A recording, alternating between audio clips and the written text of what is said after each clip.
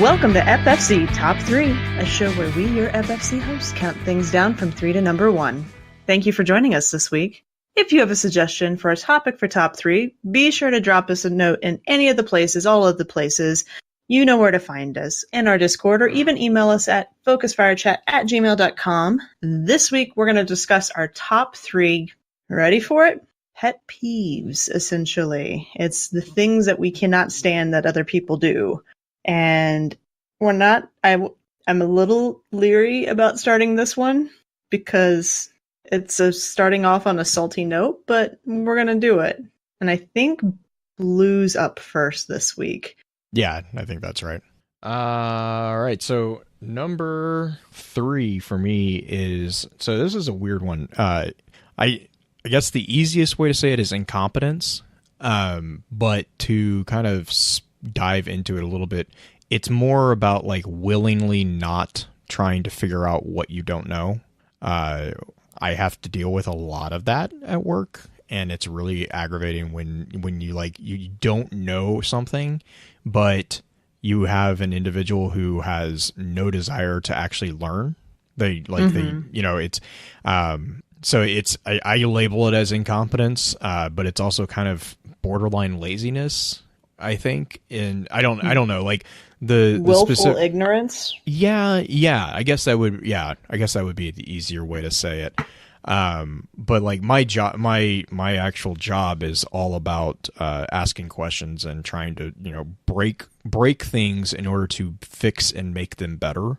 And so when we run into individuals who are willfully ignorant or incompetent, basically, it makes everyone's life a lot more difficult, and it's like it's completely unnecessary. And when it boils down to it, a lot of times what it is just laziness. A lot of times people, and this is general humanity, and in the most general sense, we all fight against this, right? The way it's been done is just the way it's been done, and it works. So why mess with it? It's sometimes that's a very, very good thing to do, but not all the time. So that's where it kind of, and I understand that's a fine line, but that's where, like, for me, that is one of the biggest things, because that is something that I have to deal with every day at work. And you have to, and of course, with professionalism being what it is, you can't really call a spade sometimes. Right. Yeah, that's where the frustration for that one comes from. I get that. Beard, how about you? What's your number 3? My number 3 is something that I hate doing to Green every now and again, because I know that I do it, and I know I'm not a perfect, and I know I step on toes when I do it. I am scared. But it is when people talk over you. Oh my gosh. It's all right, look, I'm trying to make a point about something. I understand that I'm a little long-winded. I understand that I tend to embellish some things because I tend to find that there are a lot of worthwhile things to talk about that are outside of the purview that you are generally asking me about. Because I think that education and understanding a thing that you are asking me about is very important. Because you asked me! So, why don't you shut up and let me talk, because I will probably answer your question eventually. Blue, I swear to God. He's in chat. He's putting, but Blue, but beard. I'm right there with you, actually. I think, I don't know, Beard, if it's the same for you, but I think the reason I'm so sensitive about that is because exactly what you said. I constantly am trying not to do it, because my brain just goes like 50 different directions, and I know that about myself, and like I'm right there with you. I know I do it, and I try really hard not to, but it makes me really sensitive about when other people do it to me. I now think that is. Yeah, I know, right? There you go. I think it's interesting because I think we're all susceptible to it. Well, and it's one thing.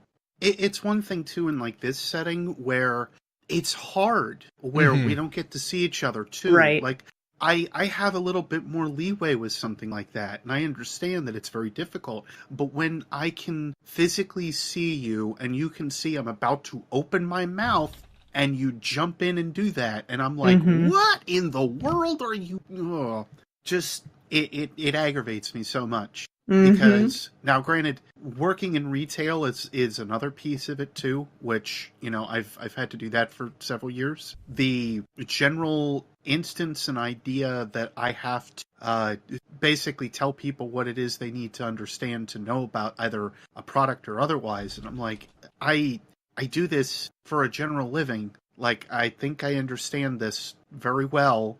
Like, give me, 2 seconds of your time, and I'll be able to exactly let you know what it is that you're looking for, or, you know, wanting to know about the thing that you're asking me about.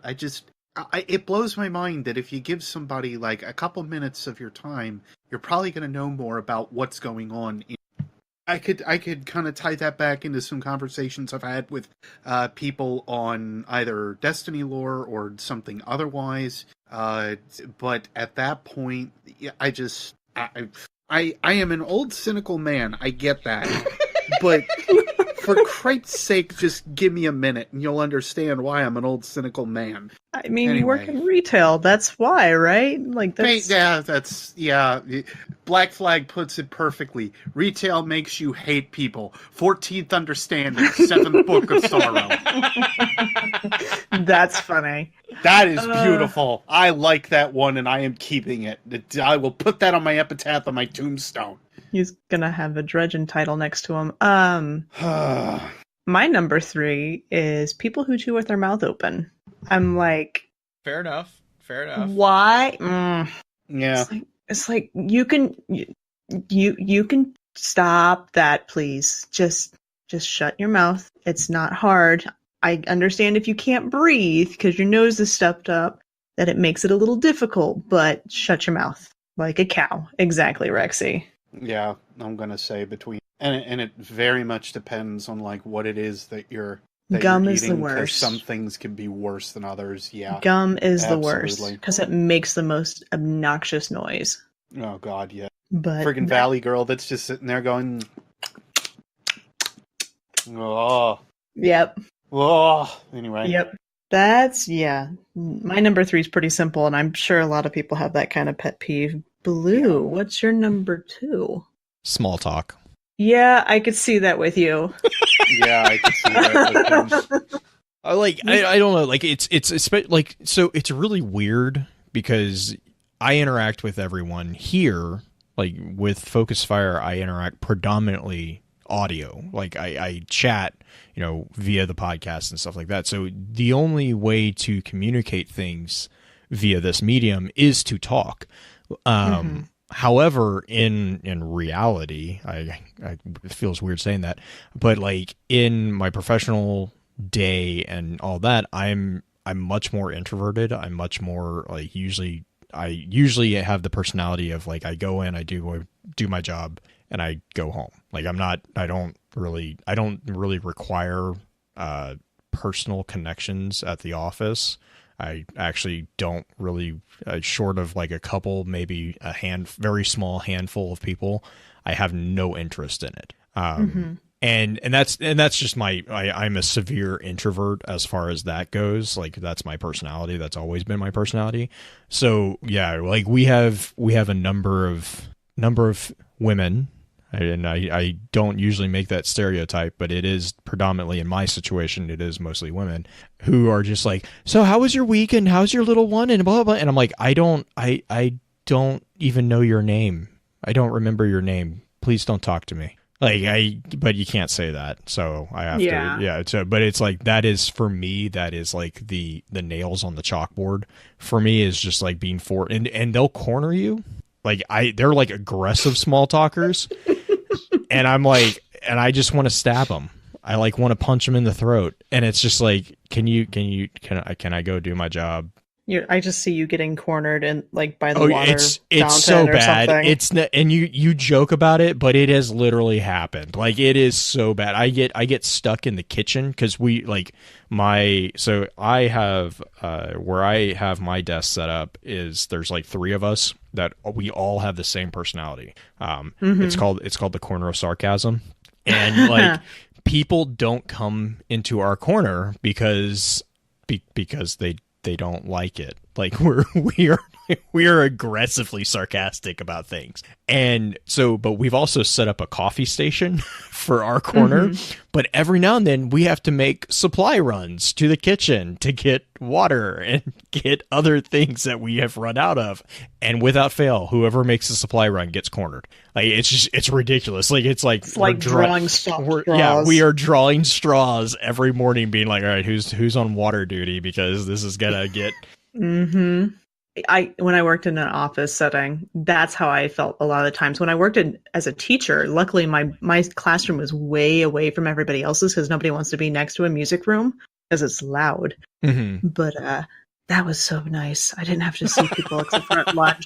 But except for the kids. Kids were fine. It's the adults that always sucked. But yeah, I get you on that one. Beer, number 2 for you. This entire list just isn't fun to think about. I'm sorry. A good majority of it I had to deal with today because we had the launch on the freaking Galaxy S10, which has not been fun. Hey, Beard. In the least. How much you selling it for? No. Fudge. No. Just no. I need to take a small mortgage out to get that phone, so...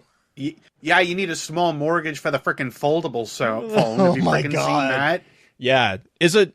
Oh wait. Oh no. Okay. Yeah, that's the one I'm thinking of. Is it the Galaxy? Is it the S10 or is it the Note? Well, the Note 10? 10? The Galaxy Fold. Is right. What that's the one they that's have like titled it. That's $2,000. I was about to say, isn't it like 2,000 or something? Oh yeah. No, it's ridiculous. Because it's basically 2 phones stuck together. And that's basically where they ended up getting that price tag from, because the $1,000 phone is now basically the norm. Which I feel like this may as well be my number 2, is why do phone companies make their phones so freaking ridiculously expensive? And in that respect, as I go on this rant, you don't call an economy level phone $750. That doesn't work. No. It doesn't work. People don't buy your phones when they're $750. They'll buy it as a flagship and understand it as a flagship. They do not buy an economy level phone for $750. That's not economy level. I might have feelings. I might have feelings on this. I might have feelings. So my actual number 2. My actual number 2 is when you leave any place a mess. Clean up after yourself. Like, for the love of God, clean up after yourself. I am a big stickler for it, and I will tell somebody, like, if I am at the counter or otherwise, like if I'm working on somebody's phone, for instance, and yes, a lot of this is going to be like largely work related. I understand that I can make a mess because I'm doing like 7 different things at one time. And then I'll end up looking at I'll look at my coworkers and be like, yo, just leave this here. I'll get to it in a second. I go and I shred my important documents and paperwork, and I come back and I clean up what I have. I am not given the same courtesy by those I work with. And it drives me insane because the amount of trash and garbage that was listed with phone companies and all the other stuff that we have to deal with. You can take off the plastic wrapper, have another couple of plastic things on the inside of the box you need to take out of and off the phone, and then you end up having the screen protector case box that's just sitting there, and you have 3 people that are doing that same amount of clutter, and all of a sudden your 10-foot long counter is taken up by the that your coworkers decide to leave because they're pigs. And then like the soda bottles. Oh, even worse. Mhm. I have a water bottle that I keep in the far corner of the counter because I'm a stickler for it. And I tell everybody else, try to keep it in the same general area, please. Because at that point, then nobody has to like fight on anything. We have our Sharpie and we write on whose drink is whose, and we're Mhm. fine. Like that's it. Like I'm a stickler for organization if I have to be around other people. Now, don't look at the office, don't look at my room, and don't look at anything else. Right. No, it is an organized, chaotic mess because I understand where everything is because that's my Mhm. brain. But when I am at work, if you do not keep things looking respectable for the people that are walking in the door, even though they don't give a versus leaving it a complete pigsty, ugh, it aggravates the heck out of me because I have so much else I need to do. Anyway, I feel like this is just getting progressively worse, and my blood pressure is just going I up. mean, I'm sorry. We need this. Yeah, I'm also look, not. This is your fault. I know. This is entirely your fault. I totally am aware of that. And I've been thanked a few times in chat already for this episode because you so. The Trickery to Beards episode. Yeah, I was going to say I saw that one, and you may as well go ahead and label it that. Give it the subtext, the one where Beard gets triggered. You may as well have that as like a Bungie subtext. Top 3 pet There's our peeves, hook. Beard gets triggered edition. Oh, lordy. Oh, man. If we're only to number 2, like, I still haven't. Oh, man. I can't wait to see what your number 1 is then. Okay, no, you don't. So, my number 2 is people who don't use blinkers when they're driving. If you do not use a freaking blinker, or if you're somebody who leaves your blinker on after you turn, you need to have your tires slashed, in my opinion. I don't even have a problem with people leaving their blinker on. Like, I do. I mean, to a degree. Like, there's a couple things, like, because I'm guilty of doing that from time to time. Like, but not using your blinker, or tonight I had someone who was using their right blinker and then started turn left and then went straight. Right. I'm like, that's the one. Which way are you going? Me crazy. Which way? I'm like, I don't care, but you gotta know, you gotta pick a way. Like, you gotta pick a direction. The funny thing is like, I grew up in Kansas. I grew up in the freaking country. You don't use blinkers in the country because there's no people out there to see it. You just don't. You're alone. But when you're in the city or even a small town, if there are people who could theoretically see you, you should have your blinkers on when you're getting ready to turn or you're thinking about turning. Because when you start merging into the lane when I'm there, I'm sorry. We're rating for this episode for sure. Oh my god. Hey, we can also label it the Morse code episode. Yeah. And all of a sudden, Green started talking in Morse code. Beep, beep, beep, beep, beep, beep, beep, beep, beep, beep. God. Pretty much. Everybody gets triggered episode. Yeah. All right. I am bracing myself for this last one. Number 1, Blue. Lack of humility. Which explains why I'm not like super active on social media. Because I don't know if it's, Beard, I know you were joking last top 3 about like the way I was raised and stuff like that, like the psychology of that. And I don't know if that's similar, but like the whole me like culture, like that whole like self-focused type. And I understand that that's my interpretation of it. And I'm sure that there's, Green, you and I've had these conversations. But it feels weird. Like, it doesn't feel right to me. And it really aggravates me because there's, for me, when I see that, it's very, narcissistic in my opinion. And it's like the exact opposite of what I've always been taught is what you should be. As far as like what is to be a good person and what you should try to be is, humble. You should try to just work hard, let your actions speak for themselves. Don't, puff yourself up basically. Which is again, why I'm not really super active on social, cause I'm like, I don't know what to share on social media. Like it's weird. Like, it's like, I'm I'm not going to take a picture of the food I'm about to eat. I'm just going to eat the food.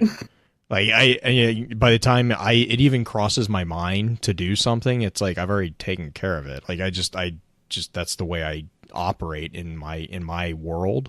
But like for me, one of the biggest things is people who are very, I don't want to say arrogant, because it's not really arrogance, but it kind of borderline, it's narcissism, in the sense that there is absolutely no humility at all. Like it's just narcissism. And again, it's something that I have to deal with on a daily basis. And it's not just my office. It's, we have vendors, we have all sorts of people who are clients of ours, clients especially, that are, it's that sense of entitlement that you are owed something just simply because you happen to exist. And it's, with all due respect, no, you don't. Like that's not the case. But yeah, for me, that's one of my big, and it's not really even like, for me, it's not really like a trigger necessarily, but it is something that gets under my skin. And it can lead to me being triggered. It leads to me needing to take a step back and, go somewhere quiet and calm down and not punch someone in the throat. Need space. Yep. I get that one. Yeah. I get that one all too well. Chat right now is peacocking. I mean, and I don't, and again, I agree, like our generation, us three generation, we kind of were on the cusp of the whole internet, social media explosion, really.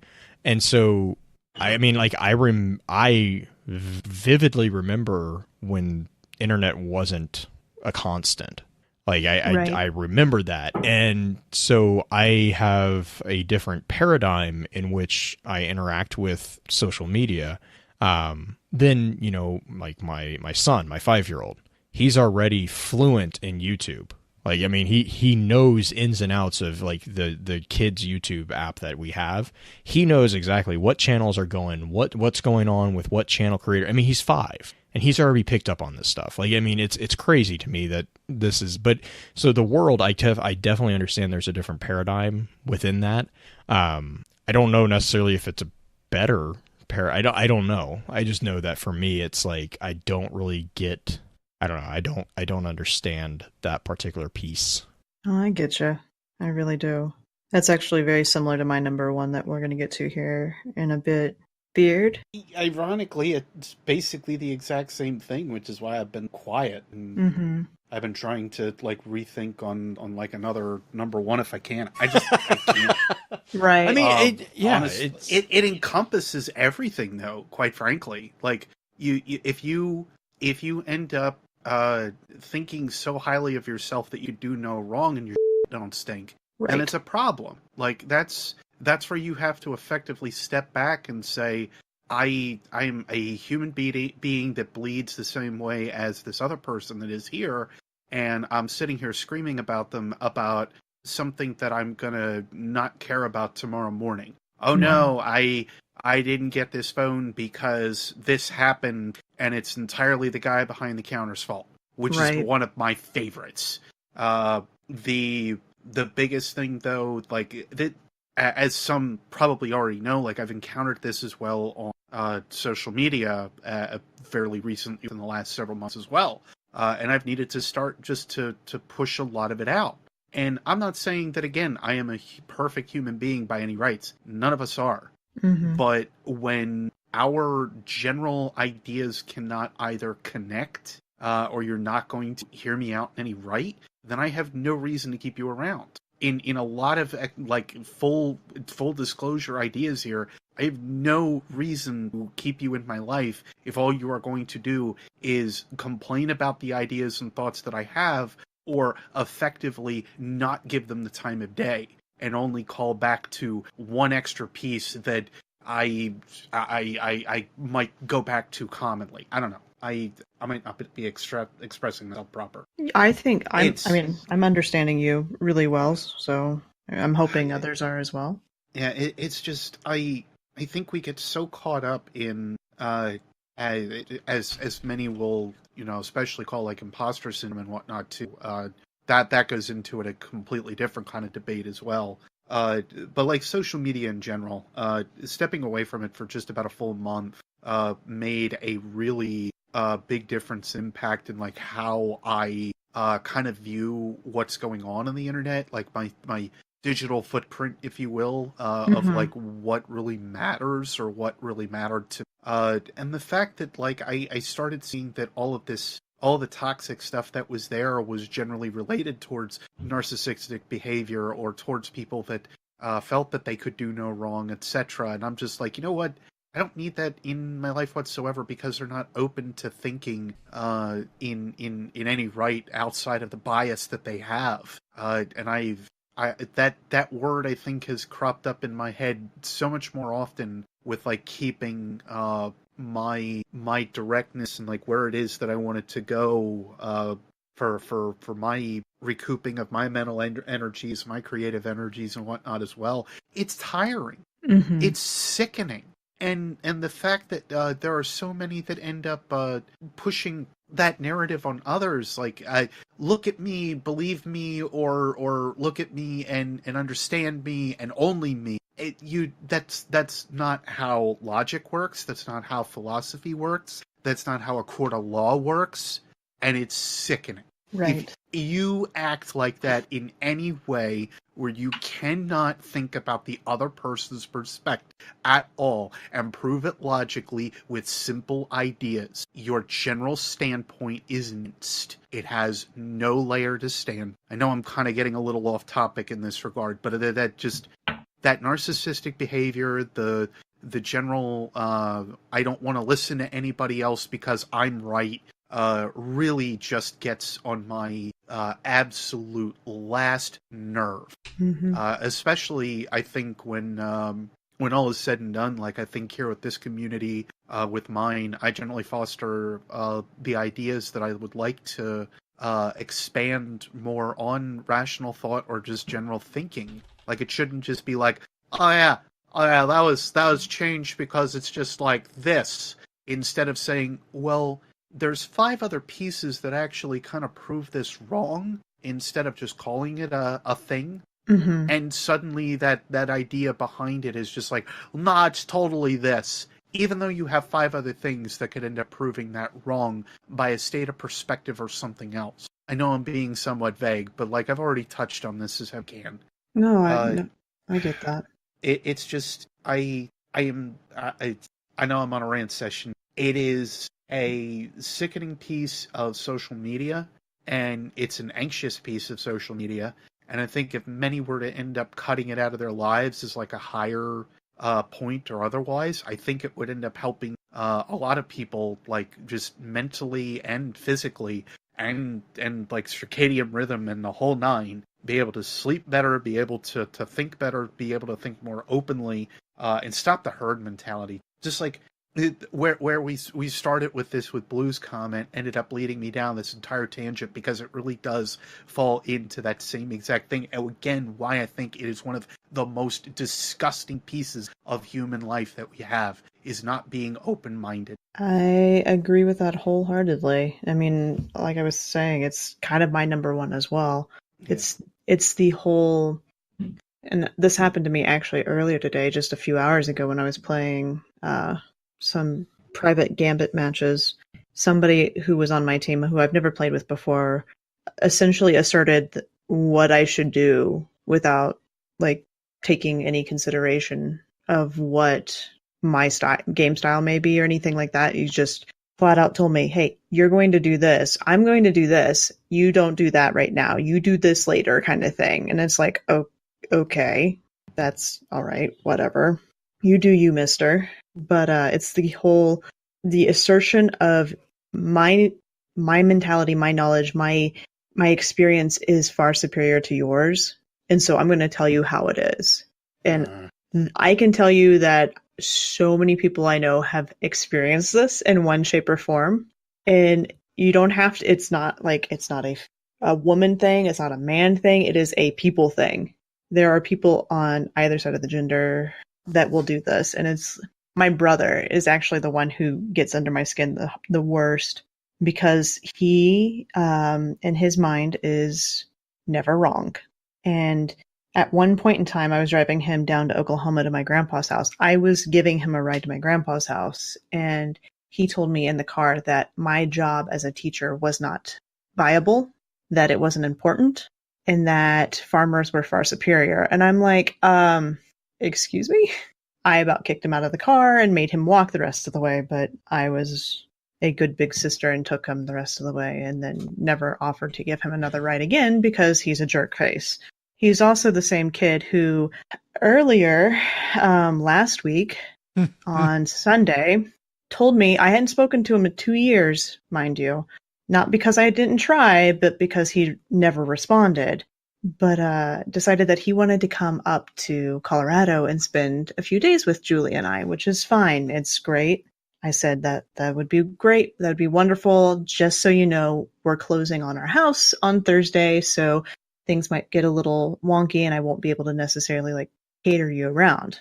Okay. But I mean, it was and I'm harping on this because it's kind of one of my biggest pet peeves because I deal with it a lot with my family, but he is a good person. He is my brother. He is somebody I do care for. He's just a big jerk face. And like Beard was saying, I don't have to put myself in positions that is going to expose me to him all the time. I will go and spend time with him at holidays, and if he wants to come up, he's more than welcome to. It's just, he kind of sucks as a brother in some ways when it comes to that. Little deep, little pet peeve, little, I don't know, salty in some ways, I guess is a way to say it. But yeah, not sure how to end this one because of all of this. I mean, I could go on another rant. I mean, I think the takeaway is like just empathy. Like, I think empathizing with the other is always a super important thing. And that's, to kind of turn it into something more positive is that's the reason why I'm so glad that we have Focus Fire. Because FFC, like, it's not just us, like the community as a whole has been nothing but the exact opposite of everything that we just talked about. And Beard, I know your community is, the community that you have over on Discord, at least, is very similar. Largely so, or keeping the bad actors in the right, chains, if you will. You have corners that they're allowed to play in, and that's where they stay. Yes. It's like, but the nice thing is even though you have people who are a little bit more assertive or whatnot, they're listened to, they're respected, they're shown kindness and empathy with that. Now, granted, are they going to be able to run the conversation the whole time? No, because you're going to help guide them and show them logic and whatnot, but they're still given a voice. You're not shutting them out.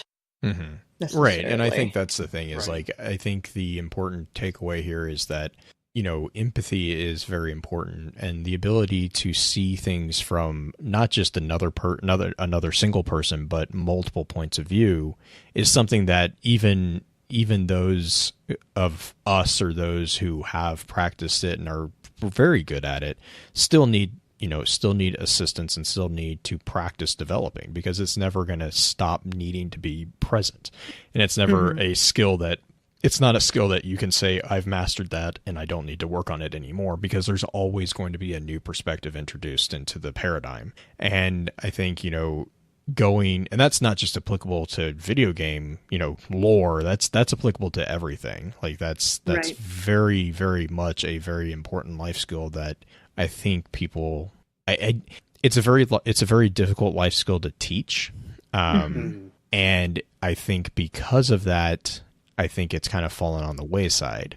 Unless you're like a really strong empath, which, there are those who are very empathetic towards others, but unless you have that natural ability, a lot of times it kind of gets dropped on the wayside and not really brought up because it's uncomfortable. Right. And it's not something that's super easy. And I think that with a lot of people, there is this misunderstanding that entertaining an idea is accepting that idea.